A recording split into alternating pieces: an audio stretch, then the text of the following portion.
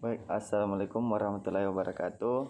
Perkenalkan, nama saya Irwan, NIM 90400119048. Baik, pada kesempatan kali ini saya akan menjelaskan apa itu pajak. Nah, definisi pajak menurut Rohmat Soementro adalah iuran rakyat kepada kas negara berdasarkan undang-undang yang dapat dipaksakan dengan tidak mendapat jasa timbal balik atau kontrasepsi yang langsung dapat ditujukan dan digunakan untuk membayar pengeluaran umum. Sedangkan pajak menurut Soeparman adalah iuran wajib berupa uang atau barang dan dipungut oleh penguasa berdasarkan norma-norma hukum guna menutup biaya produksi barang-barang dan jasa kolektif dan mencapai kesejahteraan umum. Nah, bagaimana sejarah pajak itu di Indonesia? Berbicara tentang pajak tidak lengkap rasanya jika tidak membahas tentang awal sejarah perpajakan di Indonesia. Pajak merupakan salah satu komponen penting dalam perjalanan suatu bangsa. Pajak merupakan sumber pendapatan utama dari sebuah negara, termasuk Indonesia. Sumber pendapatan negara yang berasal dari pajak terbagi dari 7 sektor, yaitu pajak penghasilan, pajak pertambahan nilai, pajak penjualan atau barang mewah, pajak bumi dan bangunan, pajak ekspor, pajak perdagangan internasional, serta biaya masuk dan cukai. Sebenarnya di Indonesia sudah mengenal pajak sebelum masuknya Belanda. Saat itu pajak dikenal dengan istilah upeti. Upeti sendiri adalah pajak yang harus dibayarkan oleh rakyat untuk kepentingan pribadi dan operasional kerajaannya. Contohnya seperti membangun istana atau membiayai rumah tangga kerajaan. Ketika Belanda masuk dan menjajah Indonesia, saat itulah kita mengenal sistem perpajakan modern. Pemerintah Belanda membedakan besar tarif pajak berdasarkan kewarganegaraan wajib pajak. Pada tahun 1885, pemerintah Belanda memberlakukan kenaikan pajak rumah tinggal untuk warga Asia menjadi 4%. Ada dampak negatif akibat dari pengenaan pajak di era kolonial dan era sebelumnya, yaitu membuat sebagian masyarakat menganggap bahwa pajak itu hanya bentuk dari superioritas penguasa kepada rakyatnya. Karena pada masa itu hampir semua sektor pemungutan pajak dilakukan dengan cara manual tanpa pengawasan. Hal inilah yang kadang menjadi penyebab terjadinya penyelewengan pemungutan pajak pada masa itu dan meninggalkan kesan kurang baik sampai sekarang. Nah, selanjutnya, bagaimana konsep pajak menurut Islam? Pajak menurut Syariah, secara etimologi pajak berasal dari bahasa Arab, disebut dengan istilah dariba, yang artinya mewajibkan, menetapkan, menentukan, memukul, menerangkan, atau membebankan. Secara bahasa maupun tradisional, dariba dalam penggunaannya memang mempunyai banyak arti. Namun, para ulama memakai dariba untuk menyebut harta yang dipungut sebagai kewajiban.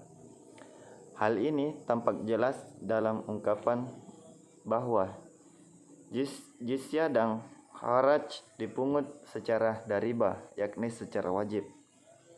Bahkan sebagai ulama dipungut secara dariba.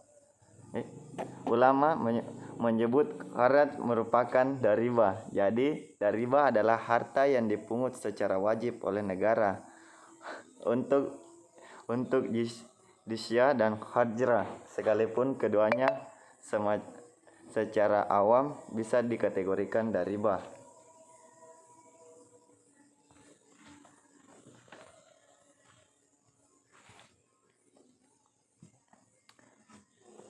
Adapun istilah pajak dalam hukum Islam yang menjadi sumber pendapatan negara tidak dikenal. Oleh karena itu, para ulama berpendapat mengenai status hukum pajak. ditinjau dari konsep hukum Islam.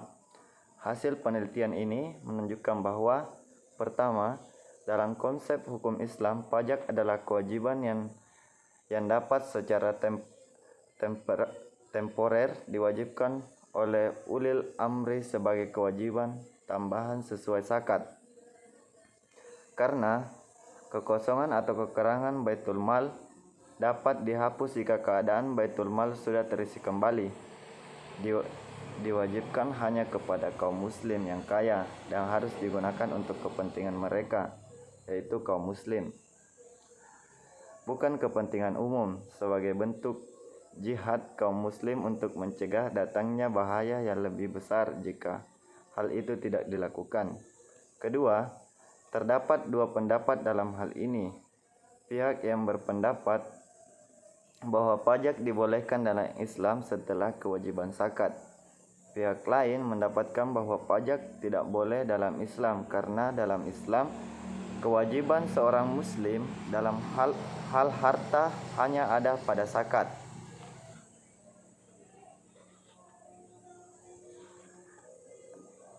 Nah, selanjutnya definisi pasal PPh pasal 21. PPh pasal 21 adalah pajak atas penghasilan berupa gaji, upah, honorer, tunjangan, dan pembayaran lain dengan nama dan dalam bentuk apapun sehubungan dengan pekerjaan atau jabatan, jasa dan kegiatan yang dilakukan oleh orang pribadi subjek pajak dalam negeri. Nah, apa sih objek dari PPh pasal 21 itu? PPh 21 pada umumnya berkaitan dengan pajak yang dipotong pada sistem pengajian suatu perusahaan. Namun PPh 21 sebenarnya juga digunakan untuk berbagai jenis penghasilan lainnya. Contoh, penghasilan bagi pegawai tetap, penghasilan bagi penerima pensiun, penghasilan bagi korban pemutusan hubungan kerja atau PHK, penghasilan bagi pegawai tidak tetap atau tenaga kerja lepas, penghasilan bagi bukan pegawai, imbalan kepada peserta kegiatan. Nah, yang kedua itu apa sih subjek PPh pasal 21? Jenis PPh pasal 21 ini dikenakan pada wajib orang pribadi yang menerima penghasilan seperti penjelasan dari definisi PPh tersebut. Kategori subjek yang dikenakan PPh 21 ini seperti pegawai, bukan pegawai, penerima pensiun maupun pesangon, anggota dewan komisaris, mantan pekerja, dan peserta kegiatan. Namun jenis PPh yang dibebankan atau dikenakan wajib pajak orang pribadi terus tidak dibayarkan sendiri oleh yang bersangkutan. Akan tetapi jenis PPh 21 ini dipotong atau dipungut oleh perusahaan atau pemberi kerja melalui pemotongan PPh pasal 21. Nah, yang selanjutnya itu pajak penghasilan pasal 26 adalah pajak penghasilan yang dikenakan atas penghasilan yang diterima wajib pajak luar negeri dari Indonesia selain BUT dari pemerintahan, subjek pajak dalam negeri, penyelenggaraan kegiatan, dan perwakilan perusahaan luar negeri.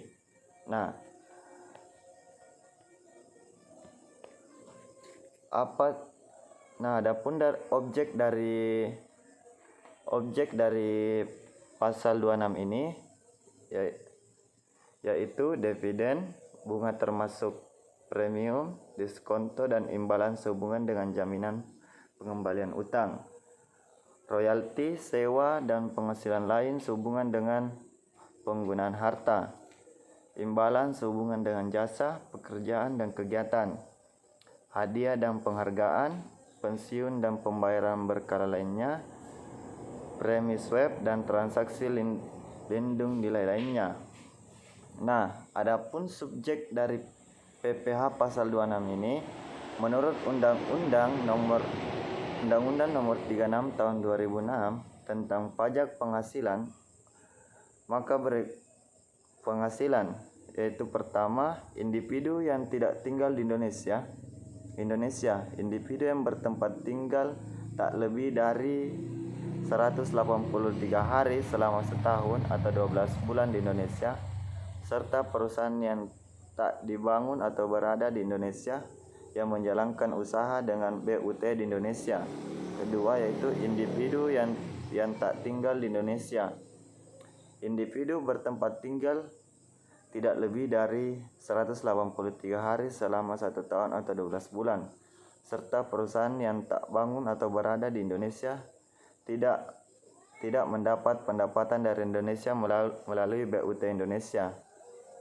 Dengan begitu, dapat disimpulkan bahwa walaupun perusahaan digital tak didirikan atau berada di Indonesia, tak menjalankan usaha berdasar BUT, tetap masuk ke dalam subjek PPh 26.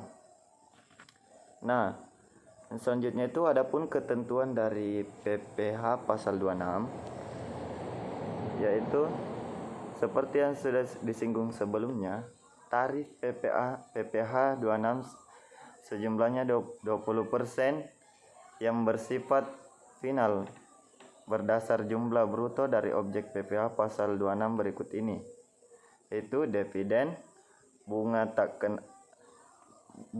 tak terkecuali diskonto, premium, insentif berkenan dengan jaminan bayaran pinjaman, sewa, royalti, serta penghasilan lain berkenan dengan gunakannya aset, insentif yang terkait dengan pekerjaan, jasa maupun kegiatan, hadiah serta penghargaan, pensiun serta pembayaran secara berkala, premi, swab maupun transaksi perlindungan lain, pemerolehan untung dari dihapusnya utang.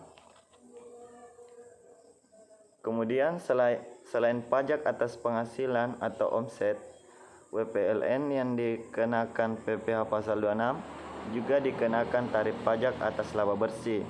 Pengenaan pada laba bersih sebesar 20% yang bersifat final dengan adanya penghasilan atas menjual aset di Indonesia, premi asuransi serta reasuransi yang dibayar, penghasilan dengan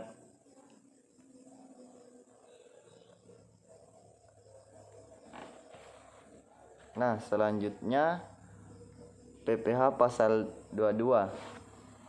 PPh pasal 22 adalah pajak penghasilan yang dikenakan kepada badan-badan usaha tertentu, baik milik pemerintah maupun swasta yang melakukan kegiatan perdagangan ekspor, impor, dan reimpor. Nah, selanjutnya apa saja sih objek dan subjek PPh pasal 22? Yaitu pertama itu impor barang dan ekspor barang, pembayaran atas pembelian barang dengan mekanisme uang persediaan, pembayaran atas pembelian barang kepada pihak ketiga, pembayaran atas pembelian barang atau bahan-bahan untuk keperluan kegiatan usaha BUMN, penjualan hasil produksi kepada distributor, penjualan kendaraan bermotor, penjualan bahan bakar minyak, pembelian bahan bakar dari pedagang pengepul, penjualan barang yang tergolong sangat mewah. Nah, sedangkan subjek pajak untuk PPh pasal 22 yaitu badan usaha meliputi industri semen, kertas, baja, otomotif, dan farmasi, agen tunggal pemegang merek atau ATPM, produsen atau importir bahan bakar minyak, badan usaha yang bergerak dalam bidang usaha industri baja, pedagang pengepul, yaitu pengepul hasil hutan, perkebunan, pertanian, dan sebagainya.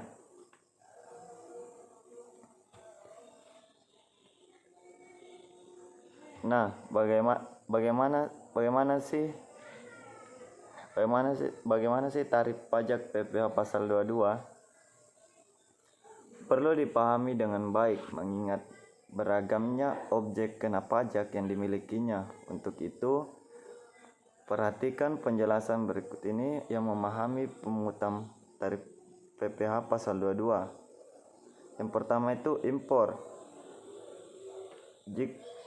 Jika menggunakan angka pengenal importir atau API, tarif yang dikenakan adalah 2,5% kali nilai impor. Sementara untuk non API, tarifnya sama dengan 7,5% kali nilai impor, dan untuk impor yang tidak dikuasai dikenakan tarif 7,5% kali harga jual lelang. Nah, yang selanjutnya pembelian barang. Jika pembelian barang dilakukan bendahara pemerintah, DJPB, dan BUMN atau BUMD, tarif yang dikenakan adalah 1,5% kali harga pembelian, belum termasuk PPN dan tidak final. Nah, yang ketiga itu penjualan hasil produksi. Sesuai dengan keputusan Direktur Jenderal Pajak, barang yang kena pajak PPh pasal 22 meliputi semen, kertas, produk baja, dan produk otomotif. Semua tarif tersebut bersifat tidak final. Yang keempat yaitu pembelian bahan untuk keperluan industri.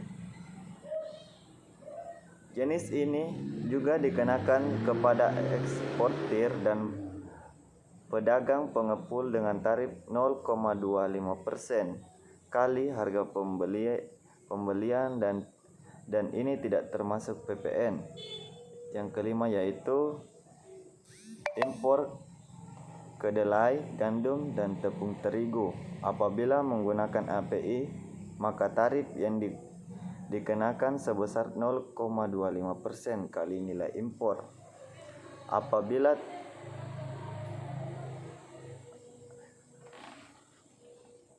Nah, selanjutnya yaitu PPh pasal 23.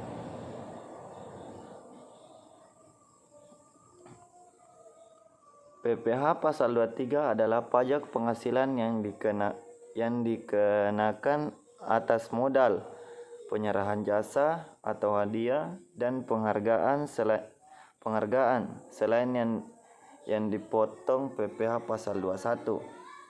Nah, apa saja sih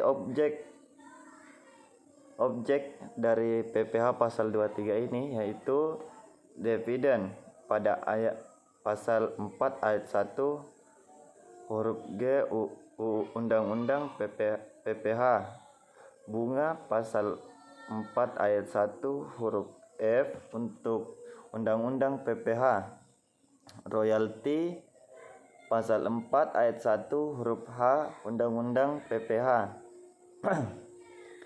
hadiah, penghargaan, bonus, dan sejenisnya selain yang telah dipotong PPh pasal 21, sewa dan penghasilan lain sehubungan dengan penggunaan harta kecuali telah dikenai PPh pasal 4 ayat 2, imbalan sehubungan dengan jasa teknik, jasa manajemen, jasa konstruksi, jasa konsultan, dan jasa lain selain jasa yang dipotong PPh pasal 21. Sedangkan subjek pajak pasal 23 terdiri dari WP dalam negeri yang meliputi WP badan dalam negeri dan orang pribadi dalam negeri. Selain itu, BUT yang berstatus sebagai WP luar negeri juga dapat dikatakan sebagai subjek pajak pasal 23. Namun, pemenuhan kewajiban perpajakannya dipersamakan dengan WEP badan dalam negeri juga merupakan subjek pajak pasal 23. Nah, selanjutnya yaitu ketentuan dari PPh pasal 23 ini. Umumnya ini merupakan penghasilan subjek pajak yang perlakuan perpajakannya dipersamakan dengan subjek pajak badan ketentuan dan tarif PPh pasal 23, yaitu tarif 15% dari jumlah bruto atas dividen dan dividen. Yang kedua itu tarif 12% dari jumlah bruto atas sewa dan penghasilan.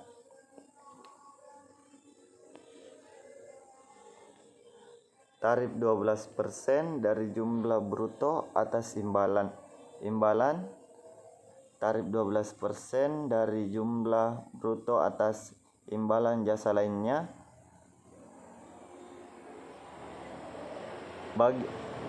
Selanjutnya bagi wajib pajak yang tidak ber-NPWP akan dipotong 100% lebih tinggi dari tarif PPh pasal 23. Nah, selanjutnya PPh pasal 24. PPh pasal 4 ayat 2 atau juga disebut PPh final adalah pajak penghasilan yang dikenakan atas beberapa jenis penghasilan yang didapatkan dan pemotongan pajaknya bersifat final serta tidak dapat dikreditkan dengan pajak penghasilan terutang. Nah, pada PPh pasal 24 ini apa sih objeknya?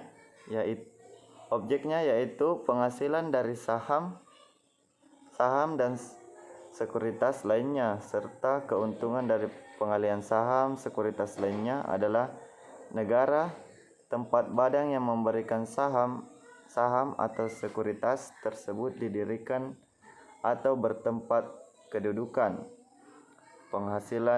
Berpenghasilan berupa bunga, royalti dan sewa sehubungan dengan penggunaan harta gerak adalah negara tempat pihak yang membayar atau dibebani bunga, royalti atau sewa tersebut bertempat kedudukan atau berada. Penghasilan berupa sewa sehubungan dengan penggunaan hak tak gerak adalah negara tempat harta tersebut terletak. Penghasilan berupa imbalan sehubungan dengan jasa, pekerjaan dan kegiatan adalah negara tempat pihak yang membayar atau dibebani imbalan tersebut bertempat kedudukan atau berada. Penghasilan